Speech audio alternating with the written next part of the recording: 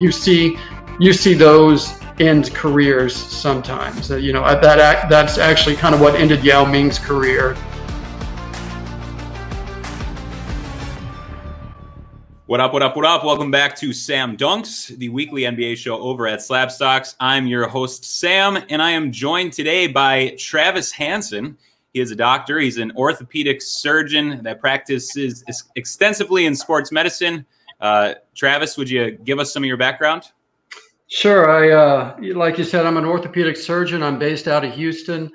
I trained at UCLA, and then I did a foot and ankle fellowship here in Houston. And since then, I've been here ever since. I take care of Rice University, which is also my alma mater, as one of the team doctors. I'm on the medical staff, the U.S. national soccer teams, and I've covered some other professional sports over the years. So yeah, when I saw your credentials online and I saw the U.S. men's and women's soccer teams, I was like, that's pretty legit. And I know we have a lot of followers that are really into soccer. I'm not as much myself, but I know a lot of people are, and extremely cool. So yeah, pleasure to have you on the program. Thank you so much for joining me. Happy to be here. I'm a fan of y'all's platform and your work. Thank you. I appreciate that. So speaking of that, how did you get into sports cards? What's your, we were just talking offline. You were saying that you were in it before, or how did that journey go? Well, I was huge in it, junior high school, smack dab in the junk card era. And then the whole junk card thing kind of turned me off. And then I just got busy. And actually it's been decades. I'm kind of a collector in general. I was doing first edition books, and then I got really into contemporary art.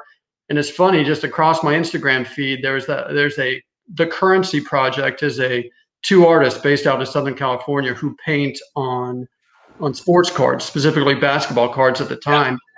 And I was just kind of blown away with their work, and I got in touch with them and bought some of their stuff. And then I was like, you know what? I kind of should have a Kobe Bryant rookie, because I just love Kobe so much, and maybe I'll get a Kobe Bryant. So I bought that, and then I kind of started buying other stuff, and it was the pandemic. Like a lot of people kind of got back into it, and it just sort of went from there. Yeah. Awesome. Yeah. I know it's really blown up a lot over the past 6 months, but I think for so many people, it's, so many sports fans grew up collecting cards. And then I think everyone just kind of grows out of it and assumes it's part of their childhood. And now that so many people are finding it again in their adulthood, but you have more than the dollar that you'd go to the store to for. It's, it's fun and it's exciting. It's a nice way to, there's, the element of connecting to your childhood, but also, getting to continue on and build your collection and all that. So happy to have you collecting and joining the hobby, and really happy to have you as a follower. And thank you so much for supporting us. And especially, again, thank you for joining us today. Happy to do it. We are recording right now. It's Sunday night. We're just started the fourth quarter of Game 6. Travis is a Lakers fan, so I'm not going to give him any spoilers, although I do have it playing over here. Last year's Game 6, NBA Finals last year, big injury took place. It was Kevin Durant. He ruptured his Achilles, which I think if I had to choose like the very last thing that I would ever want to injure on my body, seems like Achilles would be pretty far up there. The whole idea of just like rupturing or tearing your Achilles just gives me the heebie-jeebies. Is that injury as bad as it seems from an outsider perspective?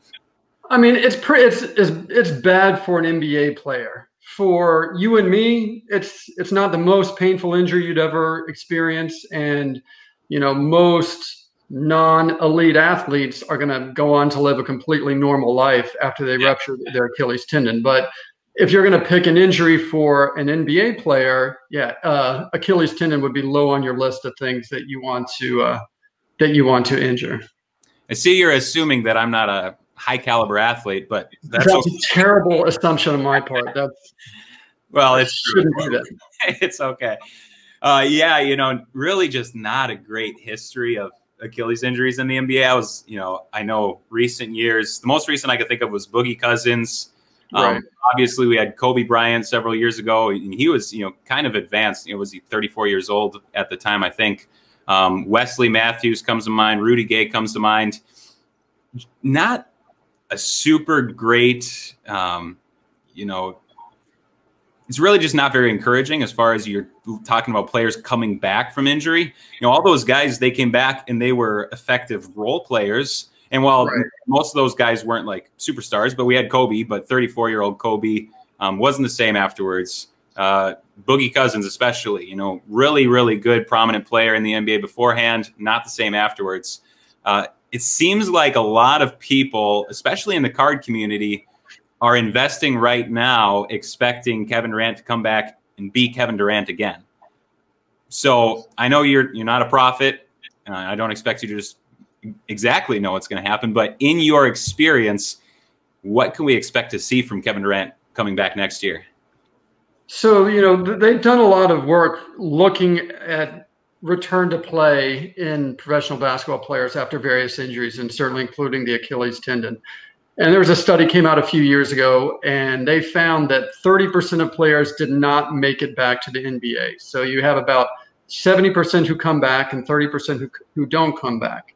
Those that did come back, the first season when they looked at player efficiency ratings, they were definitely decreased as compared to their pre-injury status. Yeah. There have been a couple contrasting studies. One found even into their second season back, their player efficiency rating was lower as well. The second study found it was about equal. So I think it's pretty safe to say that you are not going to see the same Kevin Durant in year one, perhaps in year two. When you think about 30% of people not coming back to play at all, I wouldn't say that Durant has a 30% chance of not returning. Right. I mean, if you took, you know, the 10 players who are on the first and second All-NBA teams and they all had Achilles ruptures, they're going to be 100% return. Right. You got to think about, you know, the 13th and 14th player on the roster, they're already kind of fringe. And then if they're 90% of their previous self, then they're no longer in the NBA. So I certainly think he'll return. I think statistics show us he will not be the same Durant this coming year, although the timing is a little different because he'll probably have, you know, more than a season off. So he may be rounding into shape. Okay. Well, that's good to hear. Yeah. It's this, everyone seems to be penciling the Nets into that upper tier of the Eastern Conference next year. And I did have my doubts about the first year of this. I mean, first of all, you get new coach, new players joining together. You got a guy coming back from a massive injury. Kyrie Irving wasn't exactly healthy this year either. That's just a lot of moving parts to come in and just be effective right away. But we can hope that then, like you're saying, that he can be better, hopefully the year after that. And, you know, I guess, you know, one of the things that benefits for Kevin Durant is he's just such a versatile player. Right.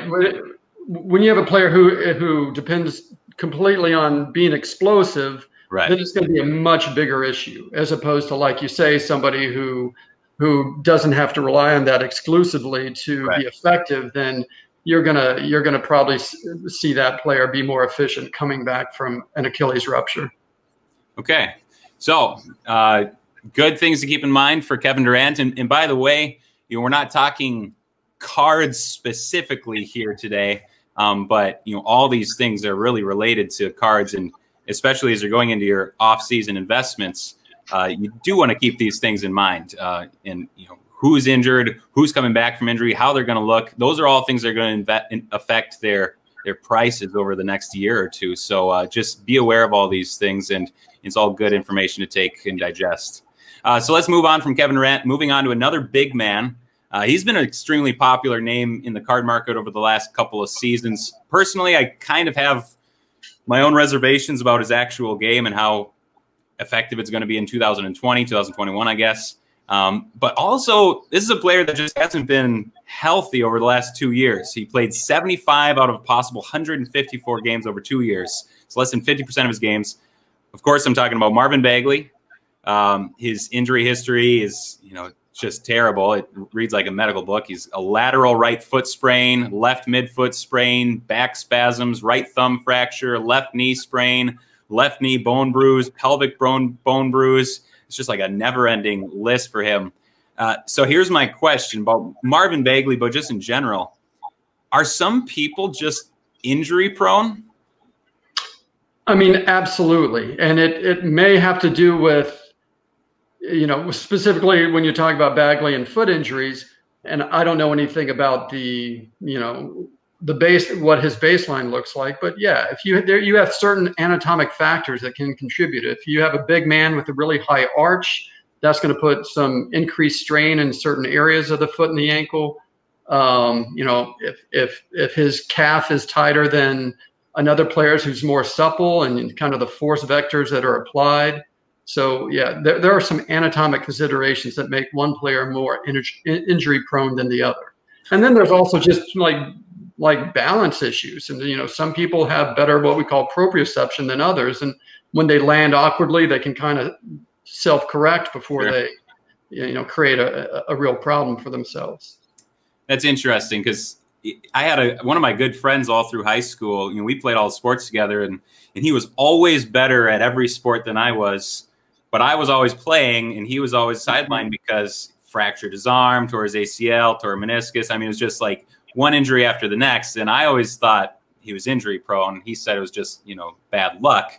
And sometimes it is just bad luck. And in fact, all the Bagley injuries that you listed, none of them really scream at me like, uh-oh, in and of itself, that's going to be a potential chronic problem, like a navicular stress fracture or some other thing. So Sure. that is that list is sort of a run of bad luck. But then at some point, you got to ask yourself again, is there some underlying issue that might contribute? Okay, I was going to ask that if any of those were worse than the rest, and seemingly they're not. That's really good news for him, I guess. Although, yeah, he just keeps getting injured. It's like, what do you do? I don't know. Is there any way to improve that, like to work on your flexibility, or like I don't know. There are, and certainly somebody at his level has gotten all sorts of that.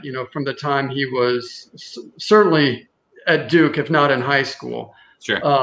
There's all sorts of stretching that they're doing. There's working on their proprioception, balance boards, things like that. So there are ways that you can try to mitigate that, but nothing is perfect, obviously.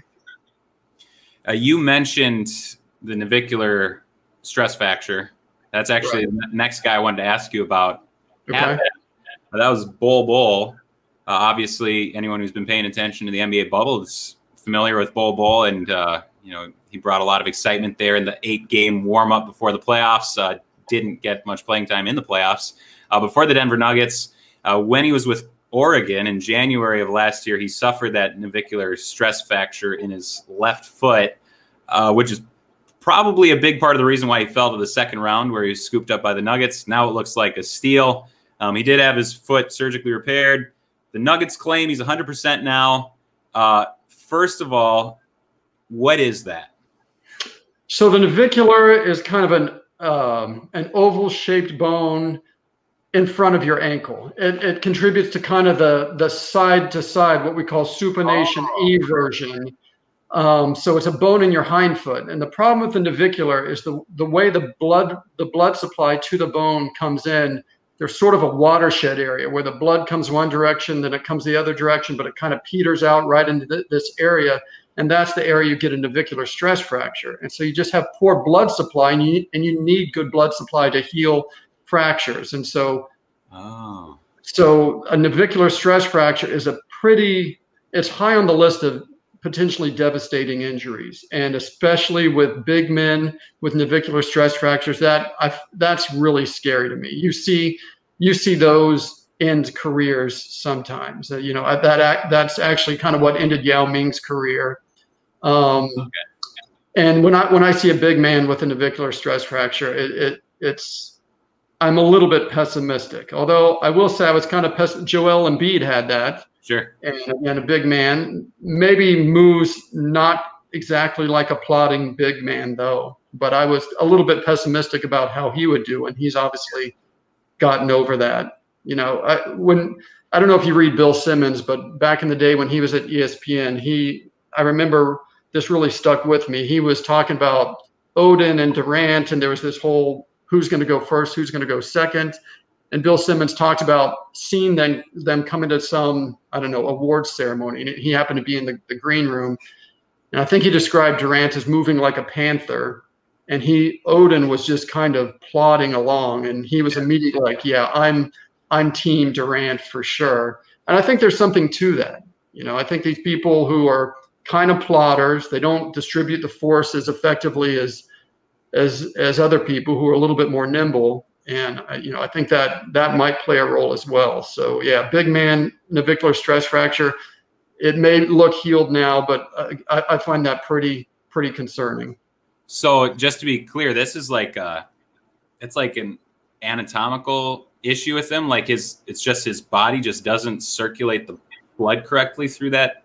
Well, no, but like yours doesn't, mine doesn't. It's just there's certain areas of the body where the blood supply to the skeleton just isn't as robust as other areas. And those happen to be places like a Jones fracture. If you've heard plenty of athletes get these fifth metatarsal fractures, it's the same problem. You have poor blood supply to a certain segment of the bone, and then you break through that, and then it's a problem to heal it. Yikes. Yeah. Yeah, every time you hear foot injury and, a big man, a 7-footer, it's like automatically you kind of recoil a little bit, and you kind of expect the clock to be ticking. Is his, general lightweightedness perhaps, a benefit in that regard, or is it just kind of always a problem for anyone? So, yeah, I think, having a lower BMI than others, I'm sure helps that. On the other hand, his height, he's got these what we call lever arms, and that just increases the force that you're applying. So yeah, I mean, I'd certainly think for navicular stress fracture, better off being 7'2", 260 pounds, rather than 7'2", 320 pounds. Okay. Okay. Well, that's good to know. I had been reading online that it's a rare injury, and it doesn't have a great history, but when it's like something that's only popped up a few times, I can convince myself that, well, there's just not a huge sample size, so we don't really know. But I also don't know anything about it.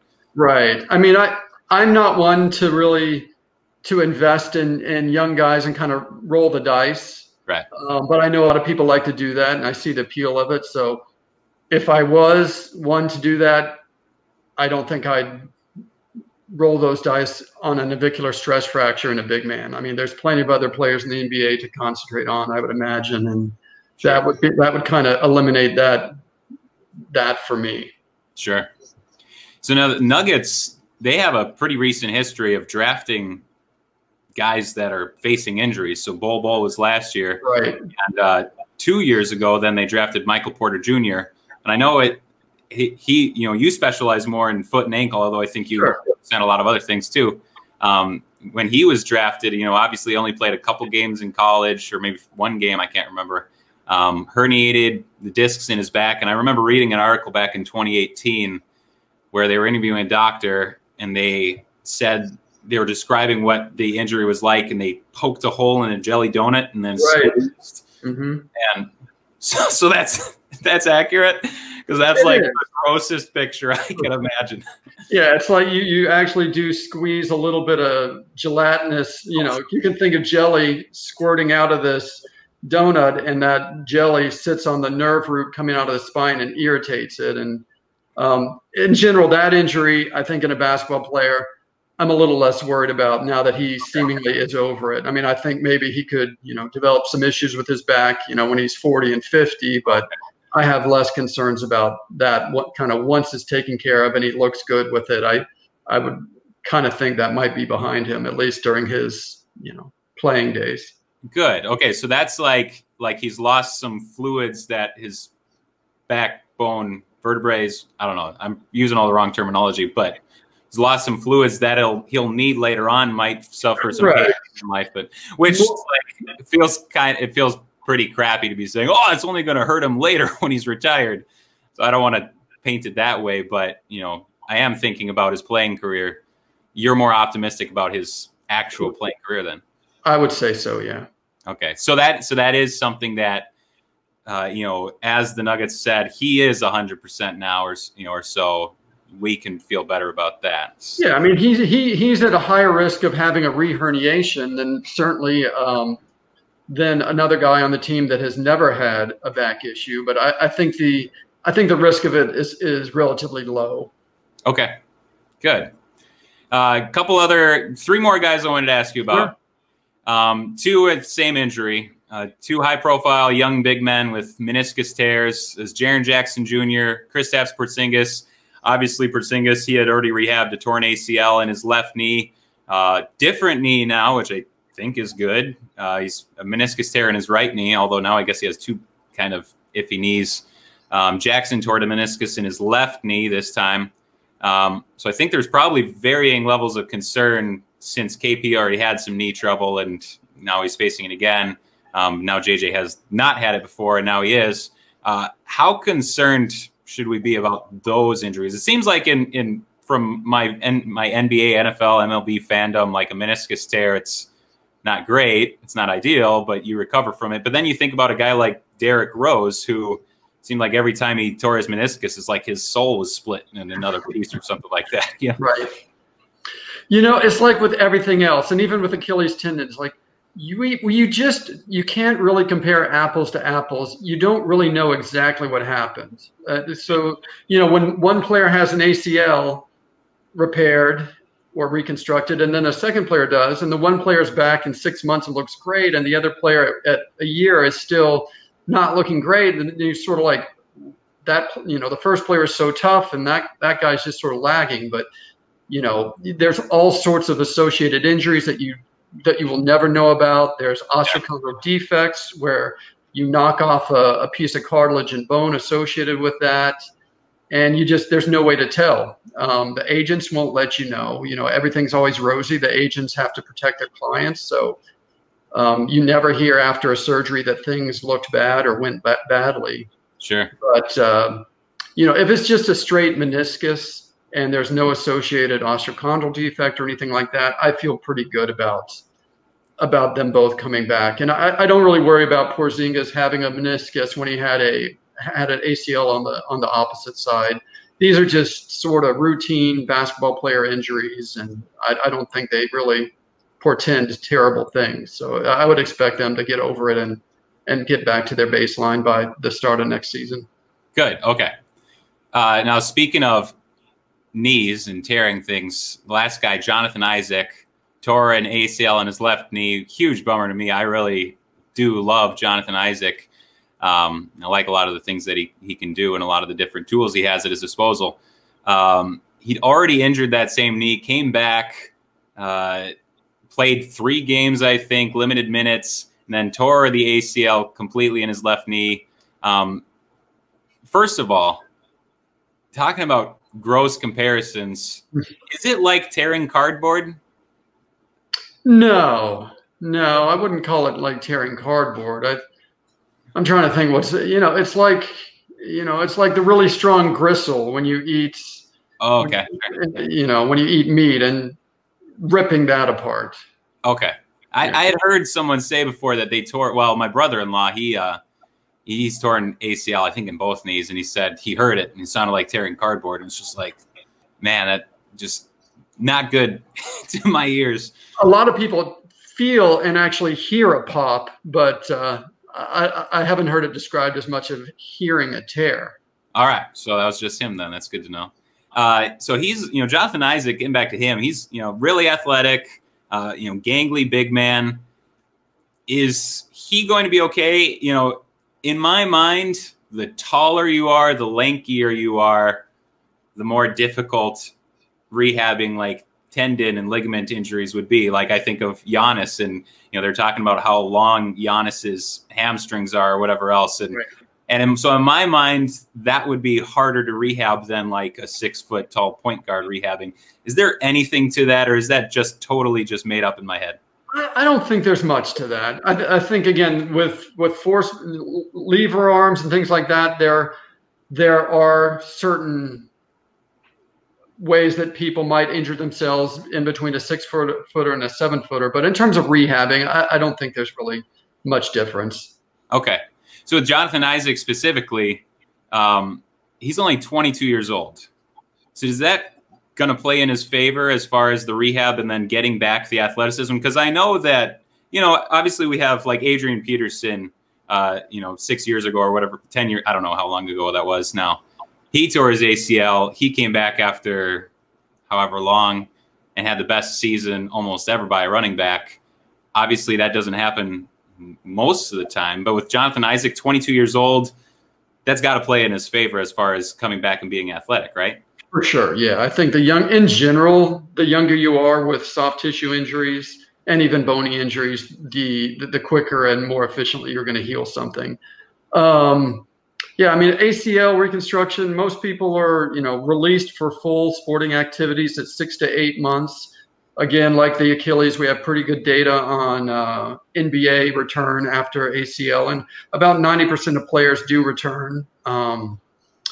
And first season back, player efficiency rating lower than it was pre-injury and tends to normalize by season 2. So again, like we talked about with Durant and the ACL, I might expect a little bit of a downturn for season 1 after the ACL, but I'd be more optimistic than with an Achilles that they're going to be back to normal by season 2. Sure. And again, because he's 21 or 22 or however old he is, he might be on that better side of getting back to normal in season 1 than if he was 27 or 28. Sure. Well, excellent. So that's Dr. James Andrews is the ACL guy, right? Yeah. He's kind of traditionally the one that the agents send their players to. Have you ever met him at any like doctor functions? I have, yes. He's super like Southern gentleman. Really, he's pretty great. Are you the Dr. James Andrews of like feet and ankle injuries? No, actually, the Dr. James Andrews of foot and ankle injuries is actually Bob Anderson up in Green Bay. Oh, yeah, sure, okay. Yeah. So he almost every foot and ankle injury in the NFL ends up with him. Yeah, okay. And plenty of other sports. And then once you get that reputation, the agents are going to direct their players to that person. Like they don't care who the team doctor is. And in fact, sometimes there's sort of like a distrust with the team doctors. And so the agents kind of pick who they want. And Bob Anderson is kind of very much that guy, at least for the NFL. And he's great. Yeah. I remember almost every time I see like a broken ankle or whatever it is. Yeah. It says they got surgery up in Green Bay with this doctor. And it's like, right. Dude, and I never understood. Now I understand it. Okay, that's a good point of comparison. It's really agent driven. Yeah. So you mentioned team doctors. I'm sure you've had to work, with team. So you are a team doctor. I'm a team doctor, right? I'm a team doctor for Rice University. I used to be a team doctor in the MLS too. Why do team doctors get a bad name sometimes? Is it just because fans are so invested in the teams and they just distrust, or what is it about team doctors? The whole team doctor thing is kind of interesting. So at least these days, almost every team doctor relationship is dictated by, the team, the doctor or the hospital the doctor works for pays the team for the right to take care of them, to say, we're the team doctors for the Houston Texans. Yeah. And so my hospital system is the team doctor for the Houston Texans, and my hospital system pays the Houston Texans however many dollars to have that right. So I think in general with team doctors, and every team doctor I've ever worked with, and I've worked with a lot, I have never seen anything but hardworking people who wanted the best for the athletes. But I think, agents come into play, and, there's some distrust, like, wait, is this doctor in cahoots with the owner? And do they just want to get me back on the field? They're worried about their, the wins and losses, and they're not worried about the next 5 years of my career. And so, it's kind of a fine dance there.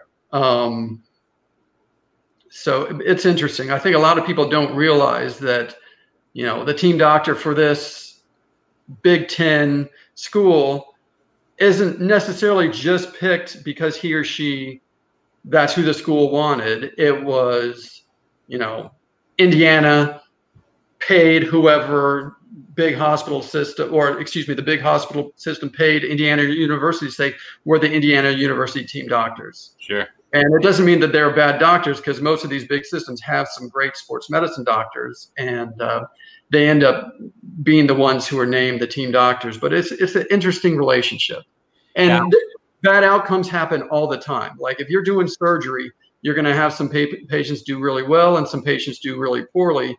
And if you're a professional athlete that ends up doing really poorly, you know, and that's just something that happens, that's a bad deal. And then they get, you know, obviously they're pretty unhappy, and then the agent gets unhappy, and then that's some distrust comes in, like, oh, this doctor, you know, he screwed my player over. Right. We're never going back to that team doctor. We're taking him elsewhere. Yeah. So there's a lot of politics involved. That is interesting. It's I guess of the three parties, you have the agent, you have the team, and you have the doctors. And the agent and the team, they have the media empire, you know, the social media, the print media, right. You know, news media. That's all at their disposal. They can spin any narrative they want. Whereas you're just kind of the nameless, faceless doctor in the background that's doing all the work, and it's easy to pass the buck off onto you, right. I guess. Right. So yeah, I have the people I trained with and the people I see putting in all the hours. The team doctors do it because they love it. They're not doing it because they get paid a lot of money to do it. In fact, you know, it's a money losing proposition, other than being able to advertise yourself as the team doctor. But you're a team doctor for like an NFL team, you are putting in so many hours at that, at basically a volunteer basis. Yeah. I think really in a lot of areas of sports, the pay isn't really competitive with outside of sports, whether that be status, you know, running stats, or, you know, building databases, or anything like that. It's always generally lower, but they love it and they want to be around it, and it's fun. And that, you know, that's why I do it. You know, I'm one of the team doctors for my alma mater, and I get a lot of happiness out of that. Sure. Yeah. Well, good. Well, now you can be the team doctor for SlabStox if you nice. If that brings you joy. Absolutely. In our line of work, I don't anticipate too many ankle injuries. Maybe Nate, but probably not. Right.